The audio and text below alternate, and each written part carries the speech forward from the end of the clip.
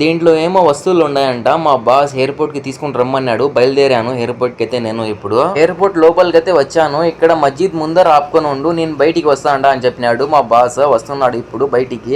అక్కడ వస్తున్నాడు చూడండి, మా బాస్ బయటికి వస్తున్నాడు. చిన్నగా వస్తున్నాడు. నేను లోపలికి వెళ్తా ఉండండి, ఇచ్చేస్తా సామాన్లు పోయి.